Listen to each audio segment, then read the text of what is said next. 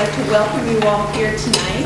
The things that we really do want to do here is we want to really support the art world in Pittsburgh and help to make it a really viable place. One of the most important things I've found is kind of a mindset here in Pittsburgh, especially in what all these people here in the Creative Technology Network is, I always tell people it's hyper-intelligence with blue-collar values. And what do you mean by blue-collar values? Work hard? No prima donnas. No prima donnas and you work all the time? Yeah. No, not all. It's a get her done, but get it done really interesting sort of mentality. And why does a musician end up and a composer end up in Pittsburgh? For me, who works in a creative field every day, creativity is creating a solution where none existed, or an obvious one didn't exist. So the idea of creating and taking an idea or a concept where nothing existed except for a blank piece of paper, and at the end of the day, fill it up. Greg, as far as you're concerned, you must be looking for creativity all the time, right? You're a grant-making organization, so you're...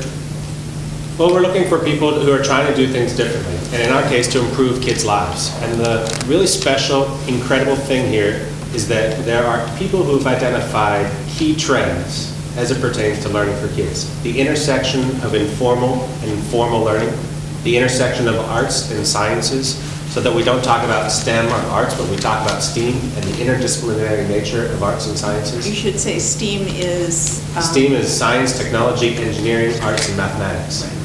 Thank you. And you see the intersection of the DIY maker movement with digital learning. And so that plays out in remarkable ways. We see it playing out in business through this creative technology cluster. But we see it happening in school districts with the new Center for Creativity, Arts, and Technology serving nearly 150,000 kids in 67 school districts in Western Pennsylvania. We see it in the Sprout Fund and their initiative in the past 3 years in leading the Spark Initiative, connecting early learning and technologists in remarkable ways that resulted in projects like the Reef Bot at the zoo or Pop Chillin', and their work in the next number of years leading this Kids and Creativity network that we have here locally that includes museum exhibit designers and technologists and gamers and roboticists and educators. We see it in the Fred Rogers Center and their work in connecting academics and policymakers and children's multimedia producers. So I think what's creative here is that we have people who recognize the frontier of learning and that we're preparing a generation of children for a world that we can't yet imagine. And it's important that we think about this in schools, that we think about this in formal learning places like this museum, and that industry is deeply involved in all of those ways. MK. One of the things that was delightful when I moved to Pittsburgh here, exactly what Greg is looking for, which is this intersection of arts, engineering, technology, math, and sciences, is innately here in Pittsburgh. There's this little cauldron of all these disciplines that coexist and are naturally curious about what each other does. So nobody has to say, who's the creative? And somebody raises a hand. Everyone just presumes everybody will contribute. And creativity is an interesting challenge. Nobody would ever say, well, I'm not an opera singer, I wasn't born with that. But people do presume creative or not is something you're born with or not. You have to work at it. I mean, just like a trained opera singer or a sports star, there's a lifelong of learning that melds with these other disciplines to make it possible. So creative or not isn't an issue. It's work at it and get yourself in these situations where you can be dramatically better, and it happens easier. When I came here in 2001, which I thought was for a year Hollywood sabbatical was a joke, we had no intention of staying. My wife wanted to move to the Valley and I didn't want to, and so we came here. We had no intention.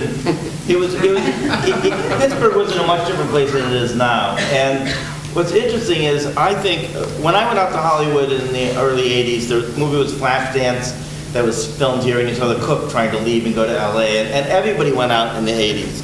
And it became very unoriginal to go, our whole country's been about Western migration, and I know you've been out in LA, to me, we're kind of the reverse pioneers. The fact that you're trying to do this in Pittsburgh is already an incredibly creative thing. I mean, ironically, what we need to learn to do now is to be an industry.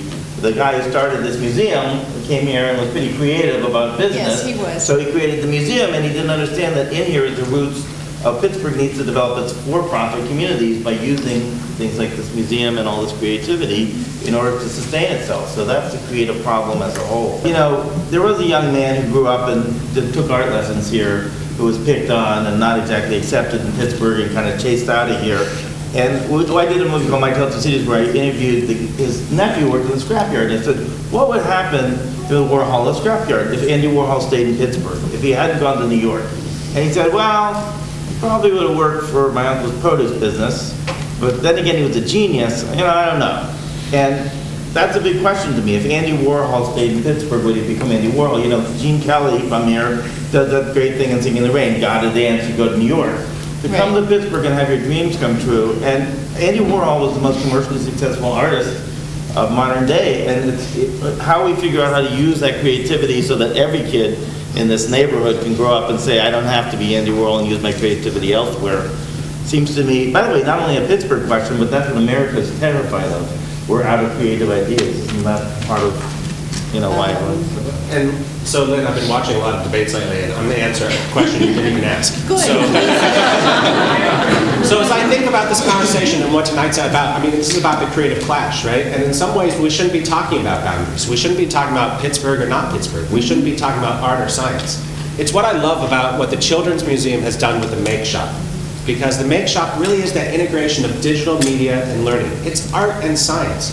Shell games and etc. edutainment's involved.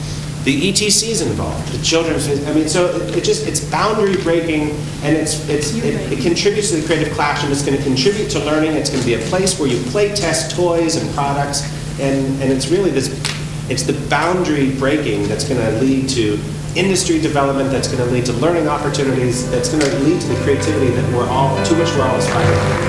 Thank you very much. Beginning, please take some time to meet some people. This is the beginning of our creative clash, and I appreciate all the support from many of you who are here tonight and many who are not, and know that this is the beginning of our journey. Thank you all.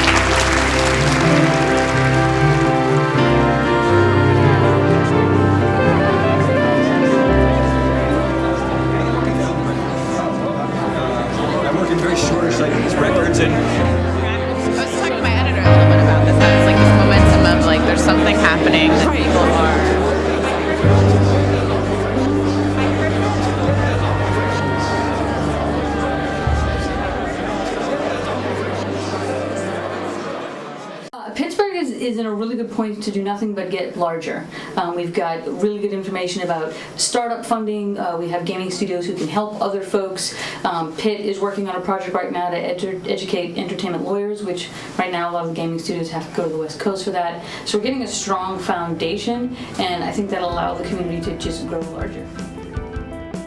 So the vision is to continue these kinds of opportunities, because what only happens out of it is amazing things. Different people get a chance to work together, to know together tonight.